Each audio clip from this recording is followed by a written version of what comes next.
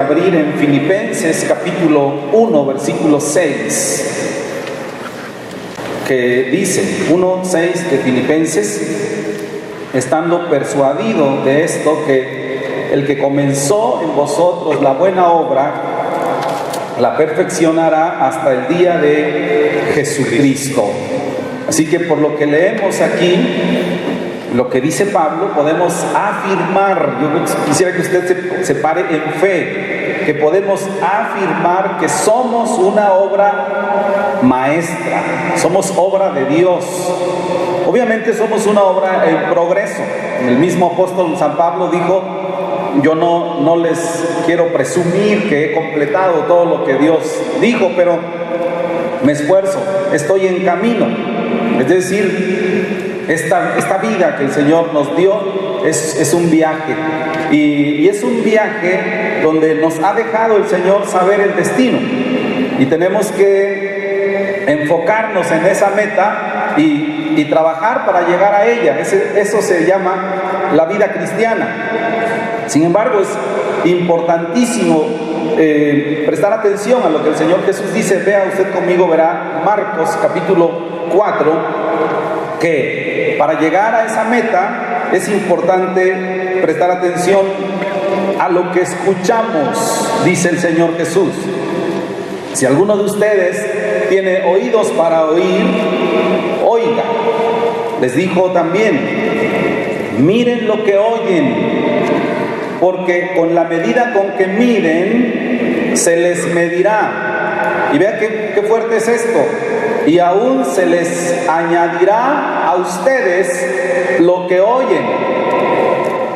Entonces hay que prestar atención a lo que oímos. Primero dice: presten atención a lo que oyen, porque con la medida con que ustedes miden, se les medirá y se les añadirá a ustedes lo que oyeron. Así que un corazón que escucha es una posesión valiosa. Si queremos llegar a la meta que el Señor nos ha establecido, es importantísimo escuchar, pero saber escuchar. Porque cuando nosotros escuchamos, en nuestro cerebro se crean imágenes. Y estas imágenes, no importa qué sea lo que escuche, por eso es muy importante que cuando tenemos niños, por ejemplo, procuremos que ellos no sean testigos de nada malo. Y entonces nuestros niños están muy propensos a escuchar cualquier tipo de cosas. Y cuando escuchan, crean imágenes en sus mentes y actúan en base a eso. Por eso es importantísimo que nosotros tengamos, dice el Señor, miren lo que oyen. Si ustedes quieren hacer una buena estrategia de su vida para llegar a la meta que les ha sido marcada, entonces tienen que saber qué escuchan y cómo escuchan. Hace tiempo leí un artículo en una revista que se llamaba Disfunciones del habla. Y este artículo dice que cuando los niños tienen dificultades para hablar, los examinan y generalmente no tienen problemas vocales, dice, ni problemas físicos de estructura de la boca. La gran mayoría de niños que tienen problemas para hablar tienen un problema de oído. Eso es tremendo. Ahora todos nosotros sabemos que por eso hay esta especialidad de los otorrinolaringólogos que revisan nuestros oídos, nuestra garganta y nariz, todos esos elementos. Es importantísimo entonces que considerar esto. ¿Cómo es posible que alguien que no se sabe comunicar, no habla bien, su problema es que no escucha bien?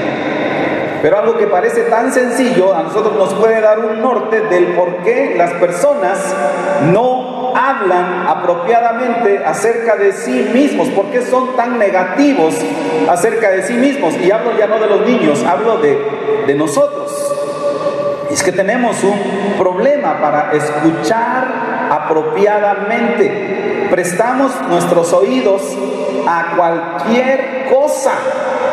Lamentablemente, ni siquiera somos dados a la investigación. sino simplemente a escuchar. Ahora esas voces, algunas deben ser oídas, esas voces están por todos lados. Ejemplo, tenemos voces en el trabajo, y en el trabajo se nos dice que es importantísimo trabajar, que es tan importante que hemos de dedicar muchísimo tiempo a ello, y entonces trabajamos desde 8 a 8 y luego otro trabajito en la casa, etcétera. Pero ¿qué dice la Biblia?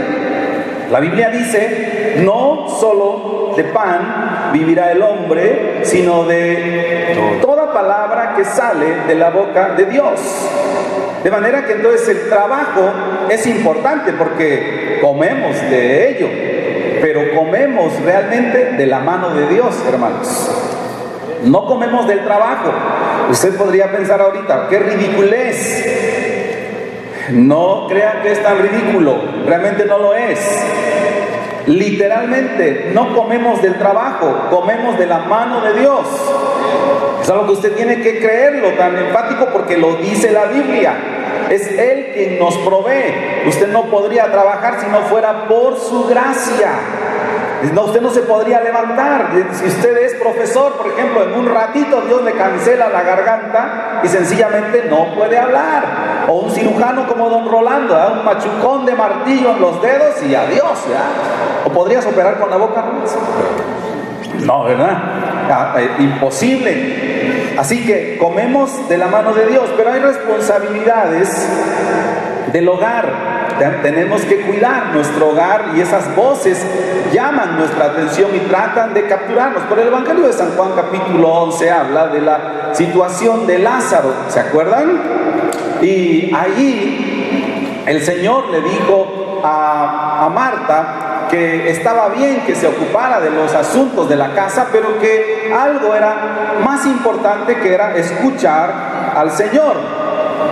Pero la vida social nos habla, ya nuestros amigos nos hablan. Qué terrible que se cataloguen a los creyentes como seres ermitaños, apáticos, no nos gusta convivir con los demás. Entonces empezamos a ceder a la presión de los amigos porque todos necesitamos amigos.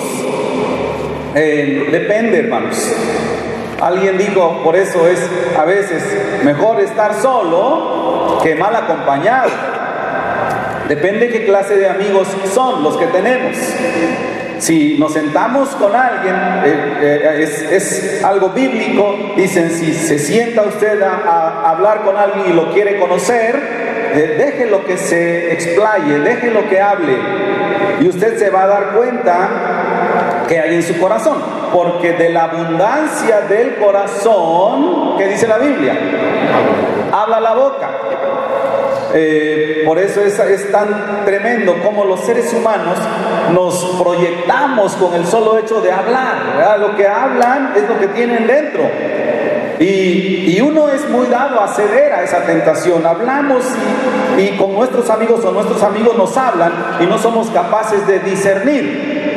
Yo necesito amigos, necesito tener compañeros, necesito socializar, sí, pero Santiago dice, cualquiera de vosotros que se hace amigo del mundo, se constituye enemigo de Dios. Entonces ahí están las voces, muchas voces clamando, y entre ellas la voz de Dios.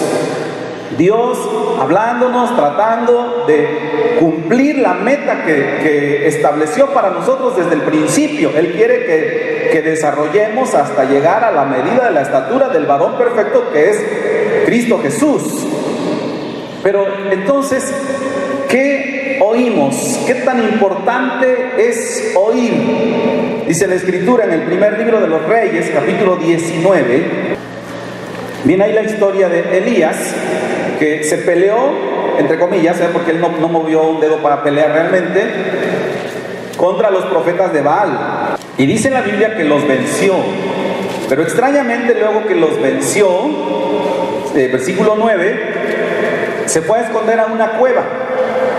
Y en esa cueva llegó el Señor, o a esa cueva llegó el Señor y le preguntó, Elías, ¿qué haces aquí?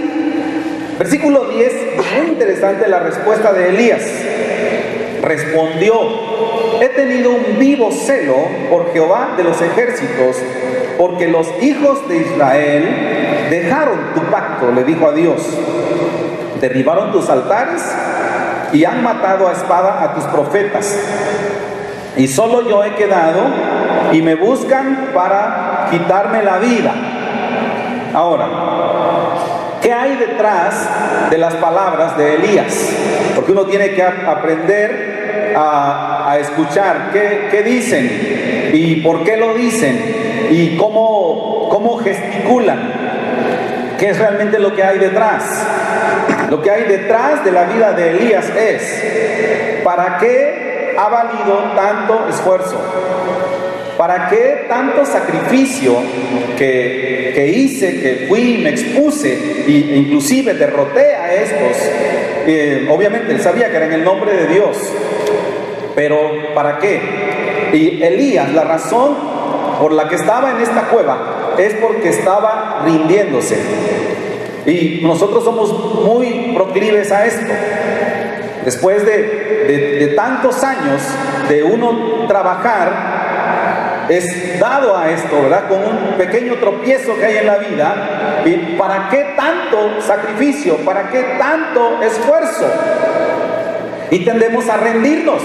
Pero lo que dice la Escritura aquí es que Dios no se rindió con Elías, aunque Elías estaba rindiéndose. Así que vino Dios, y dice en la Biblia ahí que vino un viento tan fuerte que arrancaba los árboles. Ahora, esto, hermanos, yo creo que muchos de nosotros no hemos visto eso, que un viento que arranque los árboles. Y luego vino un movimiento, como un temblor, que sacudió la tierra, fuerte. Y la intención era que Elías afinara su oído para tratar de escuchar la voz de Dios en medio de todo lo que estaba pasando. Y luego vino un fuego, pero dice en la Escritura ahí, pero en ese fuego no estaba Dios.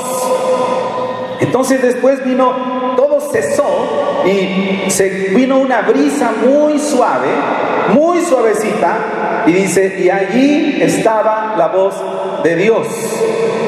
Ahora, esto es importantísimo. Tenemos que aprender a discernir la voz de Dios. Generalmente nosotros somos muy dados a creer que Dios está en medio de la algarabía, de lo escandaloso, de lo ruidoso, y somos dados a prestar atención a eso, pero no siempre es así. Hay veces que todas esas distracciones, todo lo que hacen es apartar nuestro oído de la voz de Dios. Y lo que tenemos que es prestar atención para que todas las voces, todos los ruidos, todos los temblores, todos los fuegos, ninguno sea capaz de apagar la voz de Dios. Tenemos que afinar el oído. El problema con nosotros es que a veces somos como un chiquillo de estos modernos millennials que caminan con audífonos puestos en sus oídos en la calle y no escuchan a nadie. De hecho, muchos jóvenes han sufrido accidentes terribles por eso. No importa cuánto les griten, joven, cuidado, no importa, ellos van ensordecidos con esto y adiós. ¿Saben? Así somos a veces nosotros, atrapados en tantas voces y tantas expresiones que no necesariamente vienen de Dios y que no podemos discernir la voz del Señor. Hay dos o tres cosas que quisiera específicamente que pensemos en que tienen la capacidad de apartarnos por completo del propósito de Dios para nuestras vidas. Quisiera regresar al principio.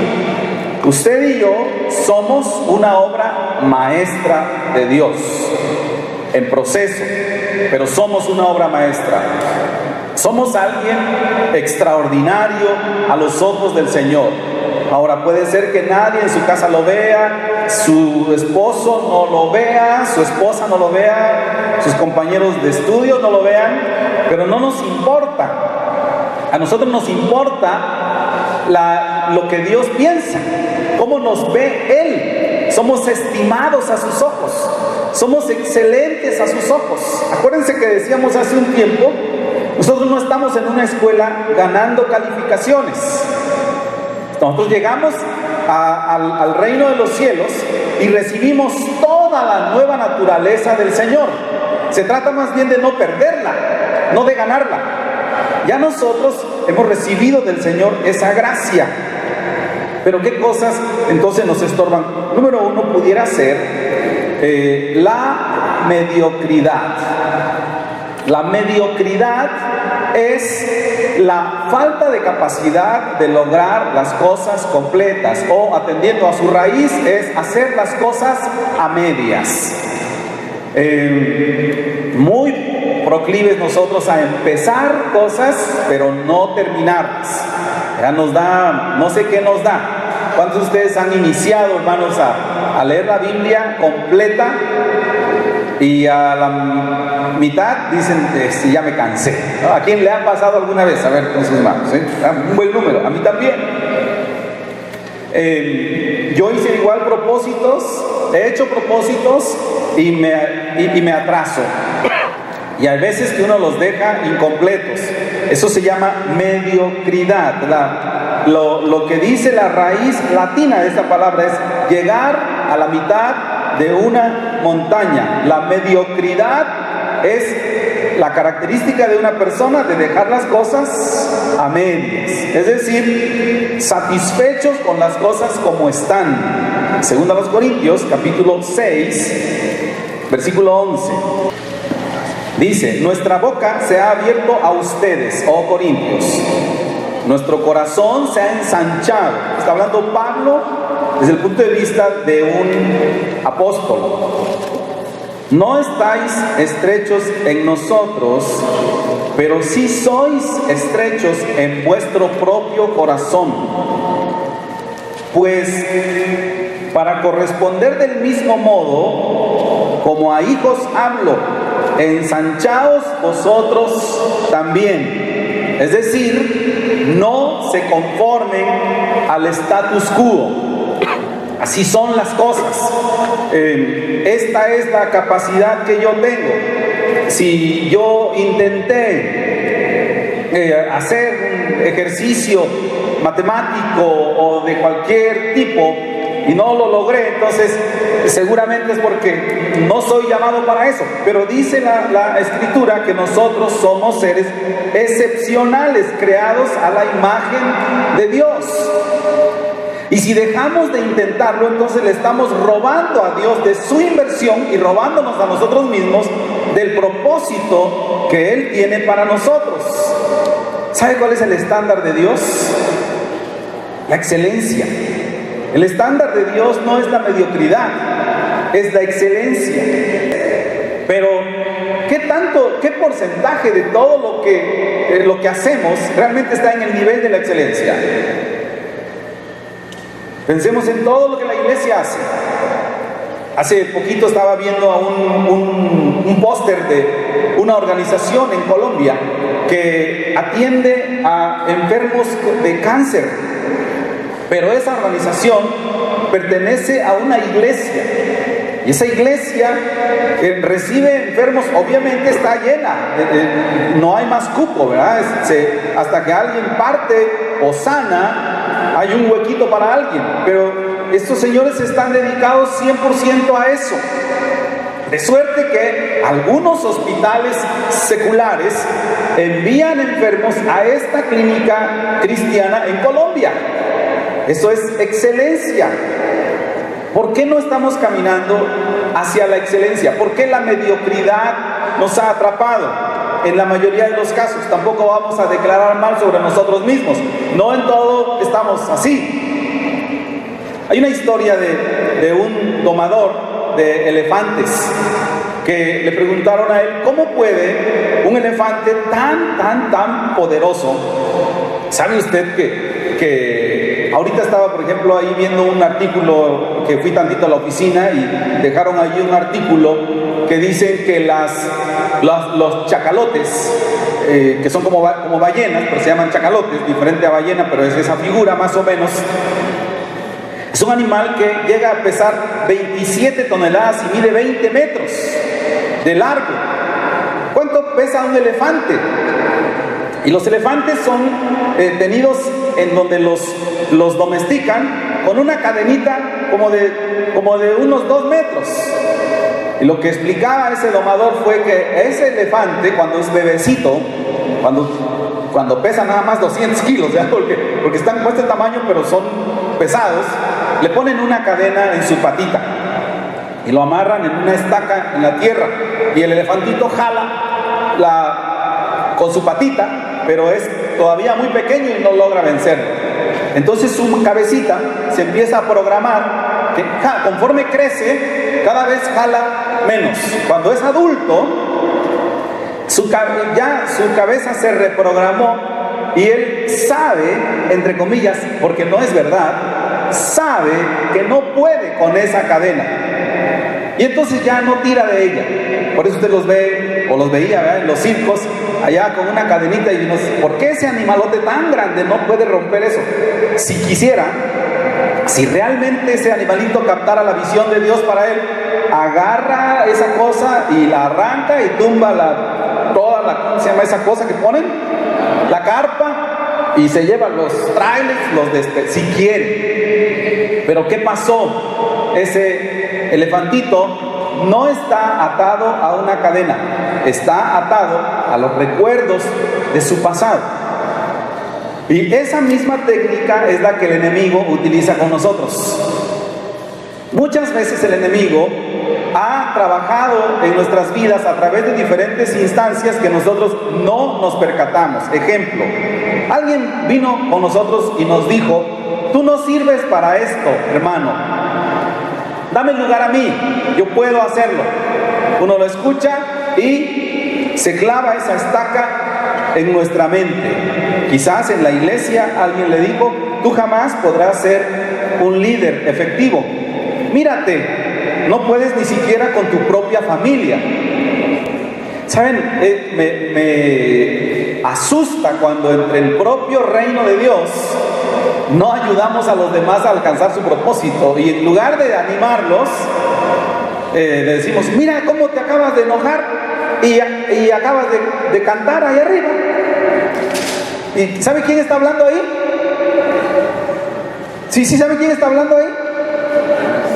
Satanás, porque estamos menospreciando el trabajo que nuestros hermanos están haciendo, quien sea que lo haga. Eso es muy común. ¿O qué le parece cuando sus padres, nuestros padres son muy dados a creer que nunca crecemos, y le dicen: tu hijo no tiene la capacidad, nunca vas a ser dueño de tu propio negocio? Y resulta que pasan 30 años y efectivamente el chico nunca es dueño de su propio negocio. O usted va al banco y dice: oiga, vengo a solicitar un crédito para una casita de Infonavit, porque yo creo que ya quiero vivir en mi propia casa. Y el banquero le dice: lo siento, señor, de acuerdo a su historial, perdón que se lo diga, pero usted nunca será dueño de su propia casa. Y eso es una estaca. Y cuando clavan esa estaca, es la estaca de la mediocridad. Nunca va a poder llegar a ningún lado. Lo feo es creerlo. Lo feo es que nosotros nos quedamos atrapados allá y nunca intentamos nada nuevo. Y el Señor tiene propósitos para nosotros, propósitos enormes. Dios mira muy diferente como miramos nosotros y como mira la gente. Lo increíble es que Dios casi siempre piensa diferente que nosotros. Y Él ha puesto en nosotros, hermanos, una tarea tan grande que literalmente es imposible que la hagamos nosotros mismos en nuestras fuerzas. Y eso nos ayuda, nos impulsa a buscarlo a Él. Todo lo puedo en Cristo, que me fortalece. Todo lo puedo en Cristo, que me fortalece. Pero lo que sí sabemos es que el Señor ha puesto en nosotros la capacidad de hacer muchas cosas, y luego, dice el apóstol San Pablo, cuando llegue al límite de su competencia, nuestra competencia no proviene de nuestras propias fuerzas, sino de Dios. Así que número 1, arranque esas estacas de mediocridad. Así podemos. Tenemos algunos muchachos que piensan, ¿y si me irá a hacer caso a esa muchacha? ¡Sí! ¿Verdad que sí, hermanas? Y dicen las chicas que sí, ¿ya ven? Anímense, muchachos. Se miran en el espejo y dicen, es que la verdad no me veo tan bien parecido. Pero Dios va a cambiar la visión de esa muchacha. Y le va a hacer verlo a usted guapísimo. Hay jóvenes que están frenados con eso. ¿Por qué? Porque alguien puso una estaca en sus vidas. Dicen, ni creo que alguien te haga caso jamás. Pero no es verdad. Qué preciosa bendición. Así que jóvenes, caminen en esa seguridad y dejen la mediocridad. Bueno, solo estamos hablando de los jóvenes, pero si habláramos de cada experiencia, cómo la mediocridad atrapa a los hijos de Dios, son voces que nos impiden crecer. Pero una segunda la podemos encontrar inferida en el Evangelio según San Marcos, capítulo 6, versículos 5 al 6. Habla acerca de nuestro Señor Jesús y dice algo que es increíble. Dice, y no pudo hacer allí, ¿qué dice? Ningún milagro. ¿De quién estamos hablando? De Jesús. No pudo hacer allí ningún milagro, salvo unos poquitos enfermos, poniendo sobre ellos sus manos. Tampoco la manifestación del Señor ahí, que Él mismo dice, y estaba asombrado de la incredulidad de ellos, y recorría las aldeas de alrededor enseñando. Qué tremendo. El ministerio de Jesús empezó con mucha notoriedad y fue creciendo y creciendo, y había muchas señales y los enfermos sanaban y la gente se sorprendía y se acercaban para toque, etcétera, etcétera. Pero cuando llegó a Nazaret, que era el lugar donde él nació, se acabó. No había milagros, no se estaban levantando los paralíticos, no oían los sordos. ¿Qué pasó? Pregunta, opción múltiple para ustedes, hermanos. ¿Se le terminó la unción a Jesús? Sería una. Dos, en ese lugar el diablo era tan poderoso que canceló el poder de Jesús. La tercera opción, la adoración como preámbulo para un ambiente de sanidades había sido muy mala. Cuarta opción, ¿realmente Jesús se encontraría en una condición espiritual extraña que no le permitía entrar en la presencia de Dios? A, B, C o D. Pues quién sabe, ¿no? Ok, esas mismas preguntas hagámoslas respecto de nosotros mismos. Más bien, seguido nos las hacemos, ¿verdad? ¿Por qué no pasa nada en mi vida? ¿Por qué no veo nada extraordinario en mi vida? ¿Qué está pasando? En mi opinión, hay una trampa del diablo que se llama la trampa de la familiaridad. Lo que pasó fue que para esos personajes que vivían allí en Nazaret, Jesús era, por denominarlo de alguna manera, un producto demasiado cotidiano. Ellos decían, ¿que no él es el hijo del carpintero? Había una cierta familiaridad que ellos tenían que les impedía escuchar la voz de Dios a través de Jesús. Y eso pasa con nosotros. Le pregunto, por ejemplo, ¿cuándo fue la última vez que usted escuchó una palabra profética proveniente de un familiar suyo? Eso puede ser algo bien raro. ¿Cuándo fue la vez que usted escuchó, ahora al revés, por ejemplo, escuchó sin entusiasmo la exposición de la palabra de Dios del liderazgo de la iglesia, de aquí de nosotros, enseñándole acerca de un tema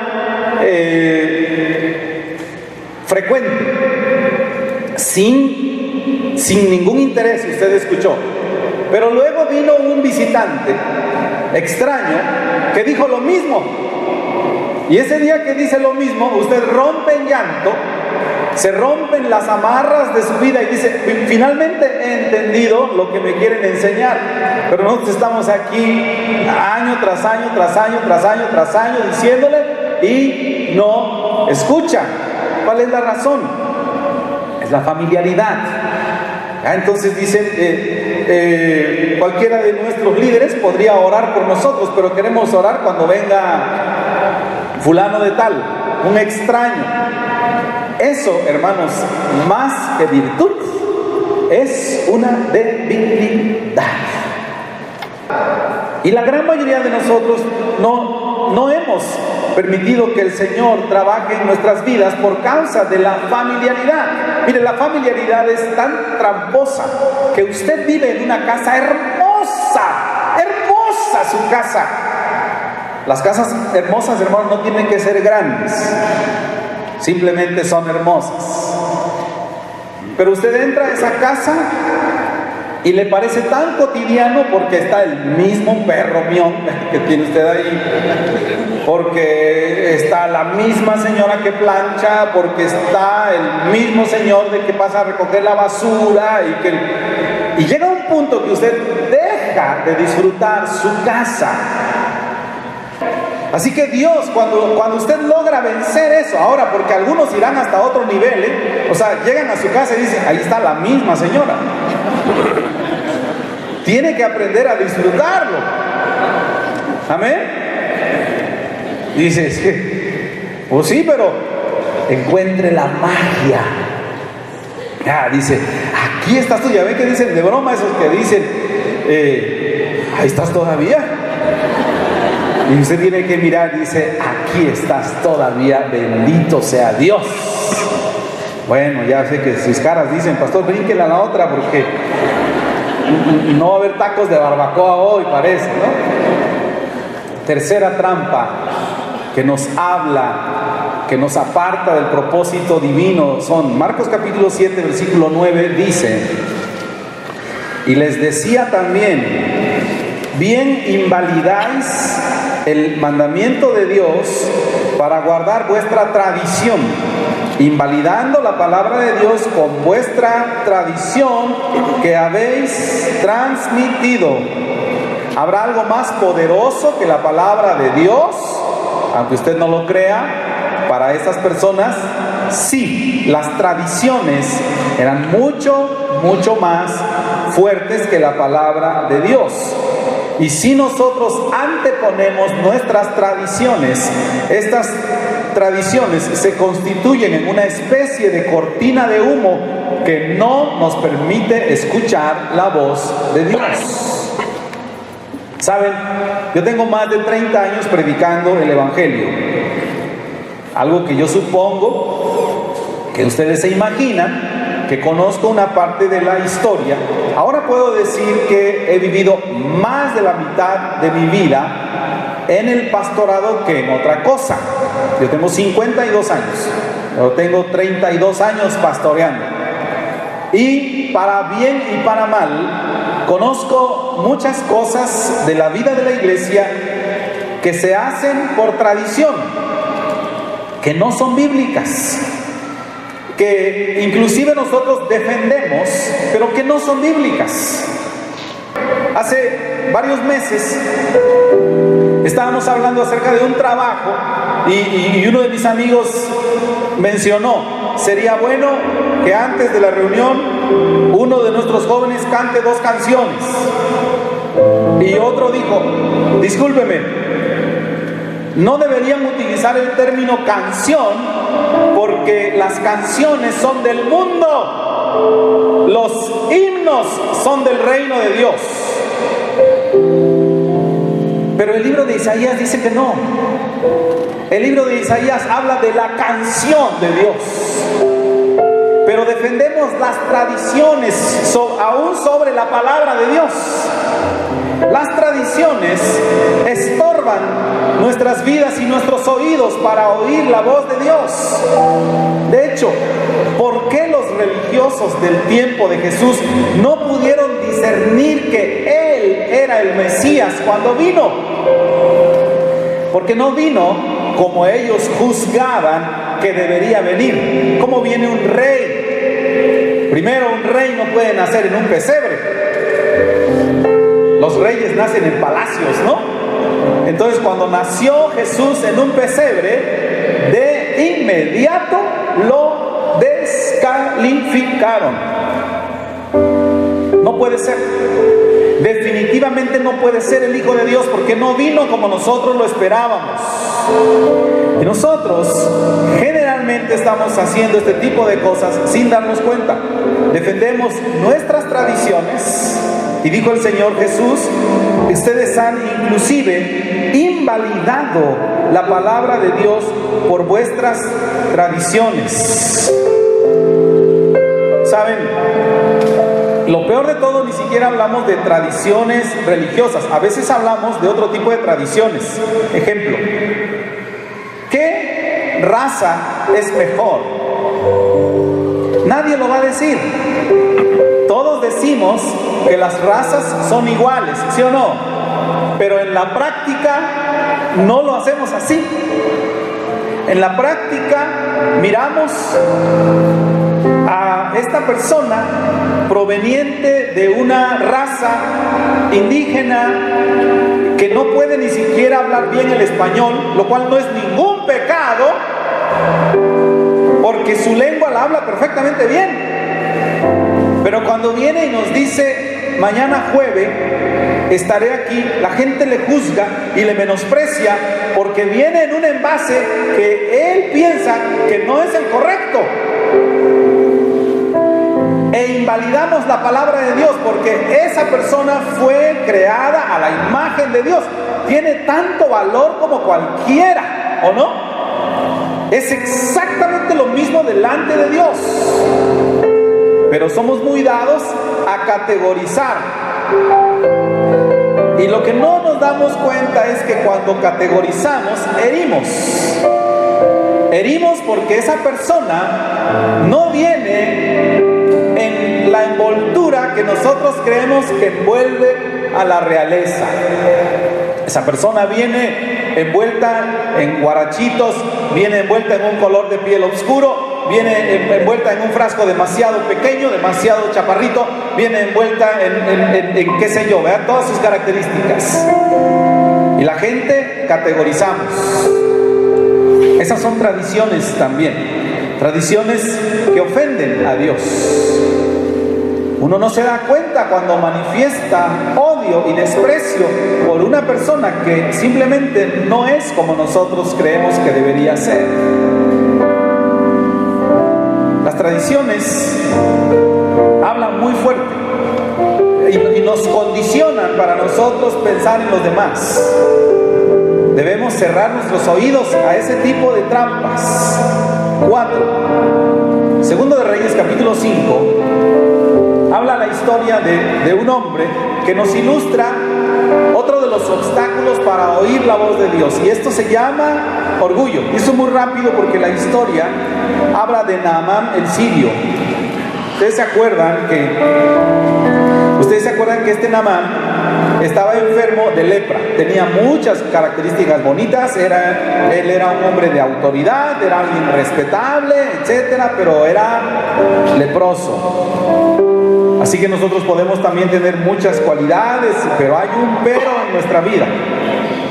Y dice la Biblia que Naamán vino delante de Eliseo para empezar, antes tuvo que pasar por el proceso de que su sirvienta le dijera dónde ser sanado, cosa que no le gustó, pero finalmente llegó con Eliseo. Eliseo, en lugar de salir a recibir al gran hombre de autoridad, Eliseo no salió a recibirlo. ¿Cómo le arde eso a la gente, no? Dice, como el orgullo de este hombre era grande, dijo: mira, ni siquiera el siervecito este salió a recibirme y darme la pleitesía que necesito, sino que le dijo: ¿sabes qué? Estas son las instrucciones, te vas a sumergir en el río, y etcétera, etcétera. Y Naamán se opuso. ¿Por qué? Por orgullo. Porque el orgullo es muy grande. El orgullo estorba la vida de todos nosotros. Por eso, en alguna ocasión un hombre, dice la Escritura, que tuvo necesidad y dijo: ¿qué hago? Trabajar casi no sé. Y dijo, inclusive pedir, dijo, me da vergüenza. Pablo dijo, sin embargo, yo estoy enseñado para todo. Pablo sabría ir en un avión de primera, ¿no? Pero podría ir caminando sin ningún problema. Voy a ir a Electra a comprar en abonos chiquitos, pero sombrero grandote, lentes grandotes, gabardina negra, para que nadie vea que fui a Coppel. Diga, no, ¿cómo dije? Electra. ¿Y qué, hermanos? Eso se llama orgullo, que no nos permite ver todo lo que el Señor puede hacer por nosotros. Lo tremendo es que la gente le preste atención a eso. Este Naamán finalmente dijo: si acaso no me podrían mandar a haber hecho algo grande. Más bien, de hecho, su sirviente se lo dijo, ¿no? Si el profeta te habría mandado a hacer algo grande, ¿no lo habrías hecho? ¿O habrías pagado por ello? Revelando que Naamán hubiera estado dispuesto a que le dijeran: tienes que ir hasta la Meca y entregar ahí una ofrenda en oro. Y dice: lo habrías hecho, pero como te dijeron que vayas a sumergirte en el río 7 veces, te parece simplón. Haz lo que te dicen. Haz a un lado tu orgullo. El Señor está tratando con nosotros, hermanos, para lograr llegar a la meta a la que Dios ha establecido. El ejemplo ha quedado claro. Está establecido en la persona de Jesús. ¿Acaso no Jesús fue la persona más humilde que hemos conocido y que le decían los religiosos: no puede ser profeta porque se sienta a comer con los pecadores? No puede ser, es absurdo. Pero a Jesús ni le importaba. Y algunos le decían, se acercó una mujer, dice el Evangelio de San Juan, también Lucas lo refiere, 7 si no me equivoco. Se acerca esa mujer con Jesús y dice Simón: no creo que sea profeta, porque si fuera profeta sabría qué clase de señora es la que está arrodillada en sus pies. Y el Señor, sabiendo lo que pensaba Simón, le dijo: Simón, desde que entré a tu casa no me has tratado bien, pero esta mujer con lágrimas ha limpiado mis pies. Y no me importa si es prostituta, y no me importa el concepto que tengas de ella, porque Jesús nunca dejó que el orgullo estorbara el desarrollo de la vida de los demás, ni su propio ministerio. Así que, ¿qué es lo que el Señor estará pidiéndonos a nosotros? El Señor está hablando. El Señor está, dijimos, pueden estar hablando muchas voces, pero entre esas hay una voz, que es la voz de Dios. La voz de Dios llamándonos a hacer lo que es correcto. Quizás el Señor nos esté llamando a entregar 10 minutos de nuestra mañana leyendo la Biblia y hablando con Él. Quizás el Señor le está llamando a que usted ya se olvide de la vergüenza y sea expresivo con Él, porque es probable que usted es una persona muy expresiva, pero siempre y cuando no sea en la iglesia. ¿Verdad? Usted dice, aquí voy a aplaudir así, pero allá afuera es muy expresivo. Y sabe que eso es una atadura, y quizás el Señor le está pidiendo que usted sea más expresivo con Él. Yo de corazón les digo que envidio a las personas que pueden chiflar, no silbar.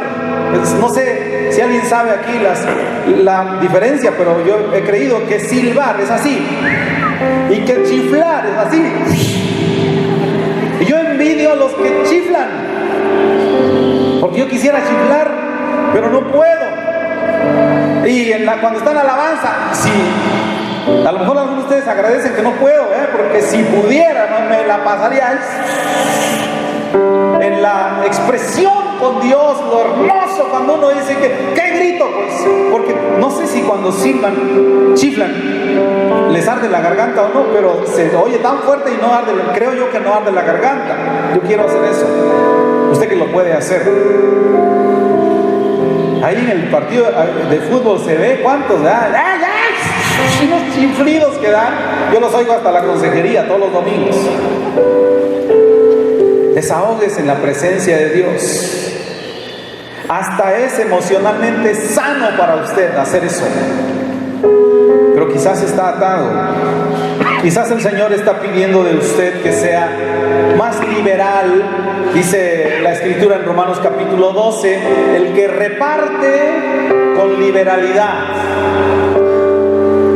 Quizás el Señor quiere que usted sea generoso. Necesita hacerlo. Escuche la voz de Dios.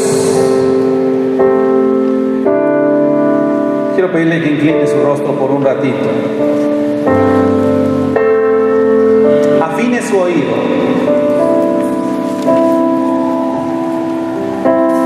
Afine su oído para oír al Señor. No más mediocridad. No más dejar las cosas a la mitad.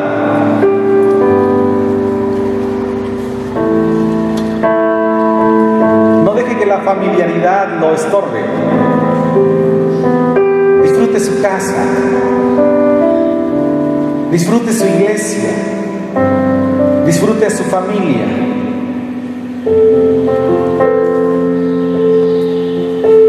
Disfrute las calles donde camina.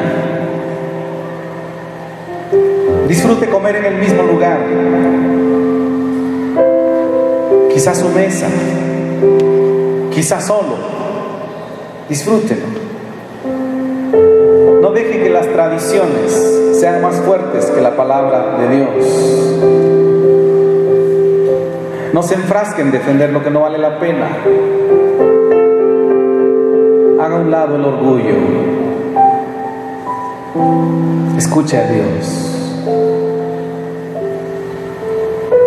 El Señor lo está llamando.